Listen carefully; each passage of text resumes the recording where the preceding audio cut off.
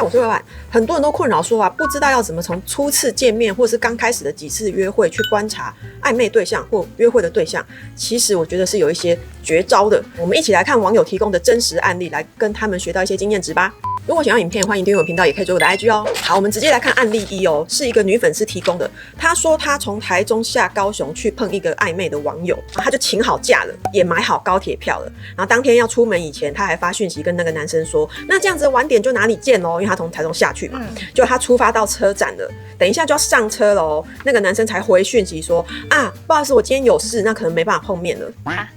很瞎然后也没有多解释什么。可是那女生非常难过，她说也许可能真的是很急的公事吧，因为他觉得说，那你不能早点说嘛，因为我都已经请假了，然后我已经买票了，而且还是我主动跟你说，那就晚点见咯，然后你才回我，你没有打算今天早上早点跟我讲吗？对啊，像我今天不问你，对，是那万一我到了呢？对，他就是有一点觉得说，好像这样对他也不太合理，这样子。老实说，他自己已经期待很久了，早就想好头发怎样，香水哪一瓶啊？对，然后早上就会化妆了，他都请好假，什么都弄好了，然后突然这样子。他的感觉是我这么重视这场约会，然后结果这个男生是这么临时才跟我说他有事，他觉得不被尊重。我觉得不太可能这么临时才会说他有事，他感觉是早就已经不想去。你觉得他根本不想出来？他就是没有把这放在心上，然后忘记了。他突然密他想到这件事，然后所以你说他根本忘了，然后突然说有这件事，然后再弄个理由说可是我其实今天有事这样。对，他很坏感觉就是这样，不然怎么可能拖到最后一个来说？可是都约好了，他应该是钓到别枝鱼了吧？钓到别枝鱼了。你想去，你排除万难都会去啊。那你主动要放手啊，连要放手都不记得有你这只原本的鱼，太惨了吧！捞起来的鱼还忘记放生了。还在这哦。我的碗里怎么有鱼？好，然后我就问他说，那你们后来有继续联络吗？然后他就说，当天临时被取消，其实自己很不开心，就没有主动再跟他讲话。然后他说，他也都没有来解释哦，然后也没有来道歉哦，他觉得再怎样要说声，对了，其实今天比较不好意思，什么什么，没有。他难道不知道我是外县市，过去其实没有很近吗？然后他也没有想到，其实我们可能已经在车站了吗？对，但是过了几天，对方又若无其事的开聊。他问我说，那如果他们又要约碰面的话，那这样还要去吗？不然先跟他讲好，你会不会又再放掉？当然说不会。对啊，我们先预设，如果他没有说谎，搞不好你公司真的临时有事，然后你真的忙到忘记讲。重点其实不在他临时取消这件事情是不行的，是你之后的态度才是重点。对，每个人都有可能有急事，每个人都有可能有说不出的苦衷，但是你后面是怎么处理你的苦衷，你的态度是什么？我觉得我们这边可以用这个案例观察到一件事情，就是这个男生他当天没有道歉，然后没有替你思考到你是外县市要过来的，你可能已经买票了，甚至已经出发了。他对于造成你的不便，连问一下都没有，连叹一声说那你到哪里了还是什么，不用见面就其实可以知道他一定不会是一个很成熟或有礼貌会替别人思考的男生。这一点是这里我就可以确定，我不用跟你碰面，我就确定自私自利。对，不是因为你有急事不行，是你有急事，你怎么来跟我说你没有做这件事情？好过分，然后还能若无其事跟你开聊，他真的不 care 啊，他根本不觉得他要怎样啊，省了，打他一巴掌。对，所以这种人其实你可以不用再理他了，你真的不用再碰面确认了，不会是个好东西啦。那我们再来看案例2，女生跟我分享呢，这个暧昧对象的男生，他的爸爸是创业做生意的，然后他就在他爸爸开的这个小公司，家里的小公司上班，然后说自己以后也会跟他爸一样，自己创业出来开一个公司做生意这样子。然后女生就想说要跟他有话题聊啊，就很贴心的就找一些创业的书啊，或是讲创业观念的影片一起来讨论，然后给他看这样。就这个男生每次他贴给他，你看这是有关创业的文章，那男生就会说我老江湖了，我不用看这个，我不用看这个这样。那女生就觉得你怎么会这么有自信？因为他本来以为想要创业的人不是应该会很想要聊这方面相关的所有事嘛？对，可是他都是直接说这个我不用这样。好拽啊！对，是不是会觉得自以为是？对，如果你要接家业就算了，如果你要接家业，你就可以说不用，因为我是接我爸现成的啦，我又不是要从零开始白手起家。可是你是说你要自己出来，那女生很觉得会跟你一起聊这个很合理啊，女生其实蛮会找话题的啊，对不对？他后来贴给他东西，他不只是说他不用哦，他还会推翻里面的理论。还会跟他说这里面讲的是不对的，然后女生就觉得等一下我贴给你的都是那种人家已经是创业大老板或是那种总经理什么 CEO 的东西，然后你直接否定他们讲的，他觉得你为什么一定要反驳我贴给你的东西？他觉得这个心态有点怪怪，然后他就传了一些对话记录给我看，我觉得他有点比较偏自以为是的小白。他想要装出自己很行，在女生面前很厉害的感觉，他不想要你贴东西给他，然后他学到了哦，我学到了，谢谢你。他不要跟你这样的互动，他想要告诉你哦，我不用这个我会，我很厉害，对不对？不用贴给我，这我知道。对，然后顺便再告诉你，这里面其实真的是不对的，他还要教你嘞，因为他以为这样你也会崇拜他。是不是有些女生这样会崇拜对吧？她好像很厉害，她笨一点，笨一点的女生，涉世未深，比她更小白的小白。对。然后女生就说，后来啊，我跟她讨论了一些社会的议题啊，她就会疯狂跟我辩论呢。我觉得这已经不是交流了，而是辩论，好像她要辩到赢。我觉得真正厉害的人都是很谦虚的，会让人感到尊敬，不会是像她这样子，所以才会对她突然没了好感。谈恋爱应该是要能够先交流跟互相学习，不要有一种好像你永远比较大，然后我永远比较弱的感觉。所以这一点其实你们还没碰面前，你就要感觉到了，这个男生没有要跟我平起平坐的交流，只有我给予你，没有你给予我。好像施舍高高在上，好像在施舍。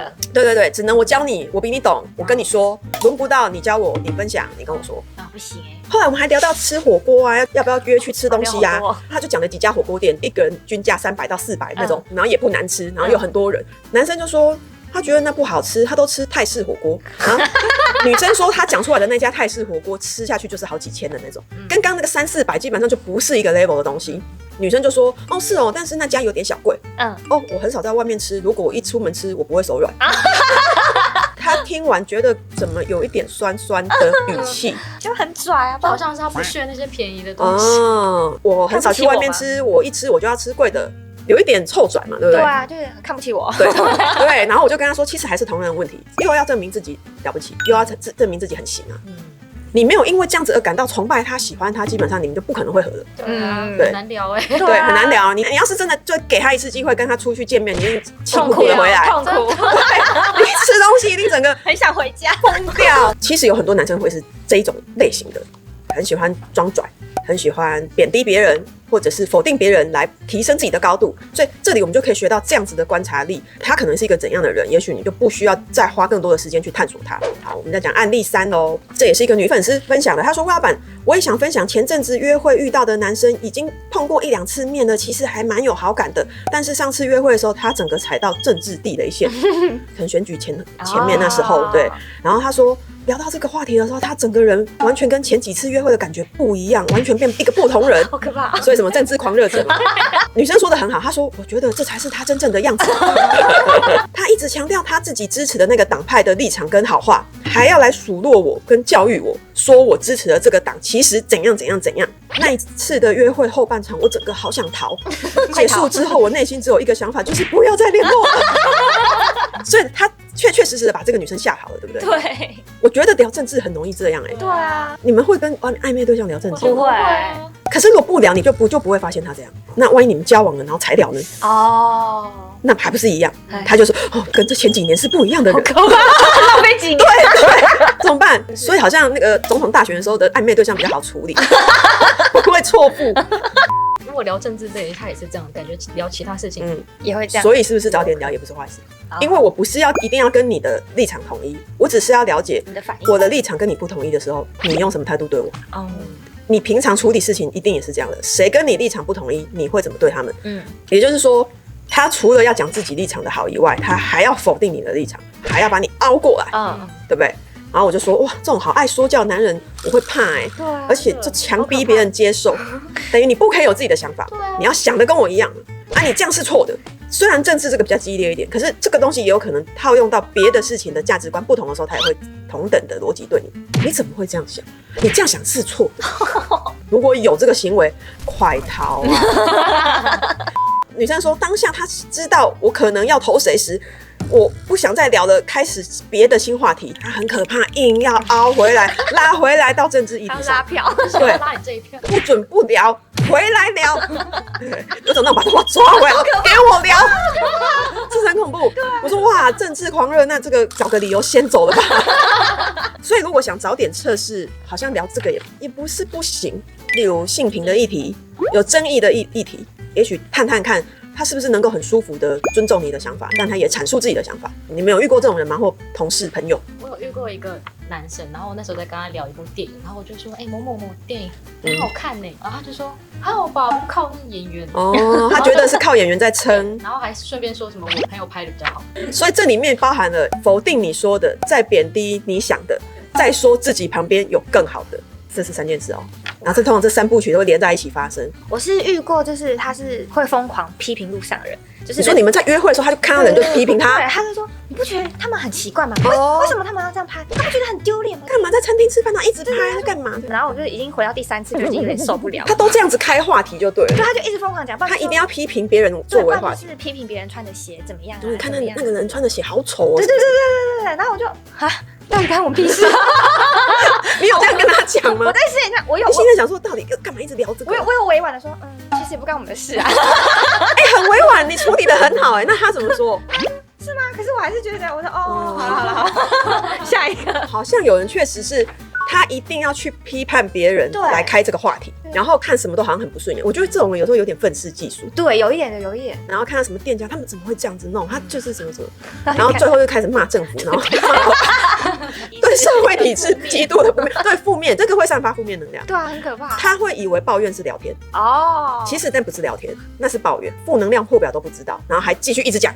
然后我已经阻止他。对，阻止完又停不下来。聊到立场不相同的地方，是最可以观察一个人的。他如果有硬凹，或者是像你刚刚讲的，还要负面跟批评，这个大概你就可以知道他是一个心胸狭窄的人。哦，好险，太逃了。对，心胸狭窄，然后负能量破表，然后喜欢抱怨，然后听不懂别人的暗示。或者是说你会不会婉转一点的表达？其实我推荐你可以看那个我朋友还有拍一个相关的话题，下次一起去看，他可以把它变成正面的，你知道吗？如果他真心觉得你好像观影的立场跟他差很多，或者是品味彼此没有那么相近，可他想要介绍他认为的好东西给你，他应该要用正面的方式跟你说，不然我推荐你看一个什么，我们下次一起去看，搞不好你会想的不一样，没有不舒服吧？对啊，你会觉得我在跟你分享东西，然后下次看完之后我就说，就是这个男主角他表达的深度是跟我们上次看的有点不同，然后我是更欣赏这种感觉，你就会更了解我，我们有更多深度的交流，可是我都没有批判你。所以这些人他们不会处理这样的问题，还包含什么？他处事能力也不够圆融，不够会说话，他的其他事情的表现也很可能会被这些东西卡住。他的职场一定会被这个卡到啊，他的人际关系社交也都会被这个卡到啊。所以我们今天就可以从这几个案例里面去学到这些小细节，都可以让我们看穿跟秒懂一个人。希望今天大家都可以学会啦。如果想要影片，欢迎订阅我频道，也可以追我的IG哦。